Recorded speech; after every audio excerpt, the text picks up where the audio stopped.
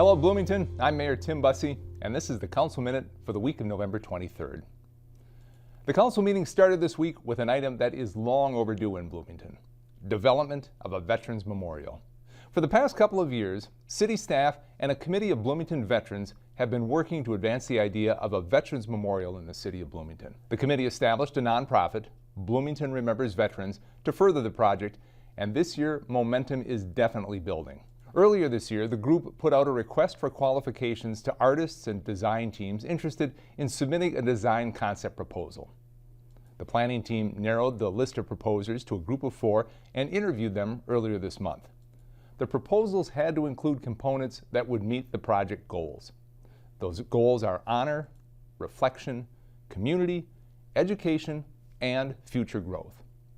At our meeting Monday night, Bloomington Remembers Veterans worked with city staff to present the selected team. The team of creative designers at Leo A. Daly, a planning and architecture and engineering firm, and they shared with us the concept that excited the planning team and matched their project goals with a creative and a unique vision. Based on the idea that a memorial can be more than just a place of remembrance, but also one of reflection, the concept incorporates both natural and constructed elements.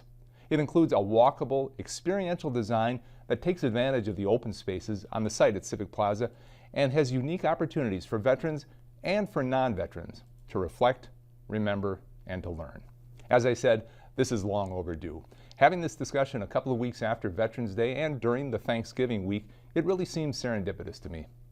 The City Council was united in their support and their enthusiasm for this project, and I know we're all excited that soon we'll see this beautiful addition to the Civic Plaza campus. There are still a couple of things that I need to make very clear about this project. First, this is not a city-led project. We have our outreach team and our facilities staff working with Bloomington Remembers Veterans and their supporters because the memorial will be situated on city property and because we want to make sure that the design process includes the different voices of the community. Also, this is not a city-funded project.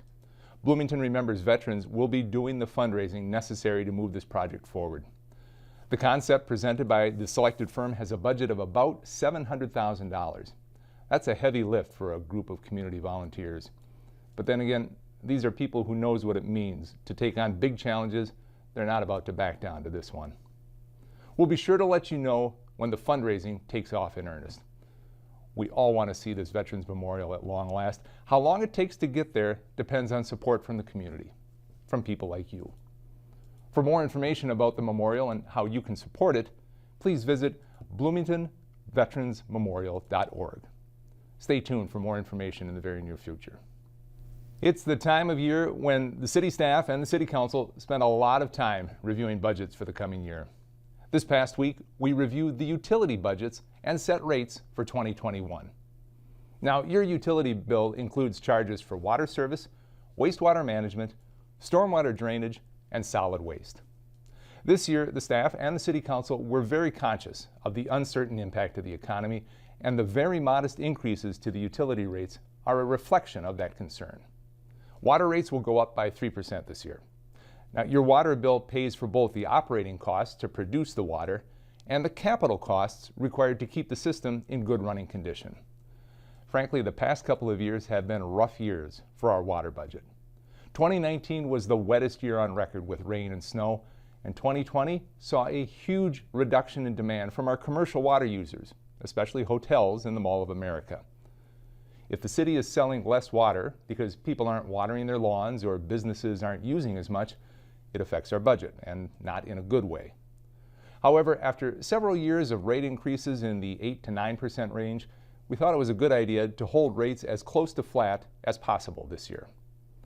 The same is true of the stormwater system, for which we approved a 2% increase. That system also has heavy capital costs to maintain and to replace storm sewers and to maintain effective storm drainage ponds around the community. Wastewater was kept flat for 2021. And the increase in the solid waste fund, a 36-cent per month increase, is tied to the existing garbage contract. The percentage increase varies depending on the size of cart that you have. That's a 2% increase for a small cart and a 1.4% increase if you have a large cart. Overall, Bloomington utility rates continue to be one of the best bargains around. These are the core, basic functions of local government, And our crews in Public Works do a fantastic job of making sure that you never have to worry about how well those systems work. Last week I shared with you that a petition had been submitted requesting a recount in the vote total for ballot question 3, ranked choice voting. The ballot measure passed with 51.19% of the vote. Minnesota state law allows anyone to request a recount on any issue, but if the vote difference is more than 0.5%, the requester has to pay for the recount. Last week, the City Council determined the recount would cost an estimated $12,000 to conduct. Petitioners were notified of the amount, and they didn't come forward with a bond for the amount by the deadline of last Friday. So, city staff will begin working on the implementation of ranked choice voting for the 2021 city elections next November. RCV can only be used for the mayor and city council member contests. It doesn't apply to the school board or to any of the offices that were just on the ballot in November. We will have quite a bit of voter education material rolling out next spring and into the summer, so keep your eyes open as we all learn a new way to exercise our civic duty.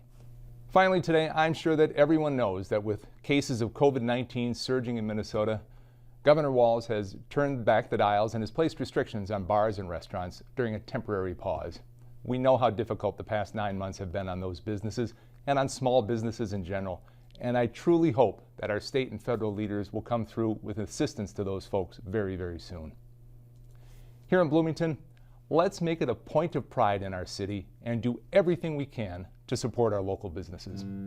Order takeout or buy gift cards from any of our great dining establishments. Whenever possible, shop local this holiday season. Big box retailers are great, but our small businesses are the lifeblood of this community. Let's show Bloomington businesses the love and the support they need to get to the other side of this pandemic. Well, that's a wrap on this week's Council Minute. From my heart, I hope that you're able to enjoy this Thanksgiving weekend, and I hope that you embrace this holiday season with gratitude and with grace. Gratitude for the many blessings we have as a community, as well as the blessings that you and your family celebrate during this holiday season. And grace for those who may be struggling throughout this year, whether it's because of illness, the loss of loved ones, homelessness, emotional well-being, or financial hardship. From my family to yours, happy Thanksgiving. Stay safe, Bloomington.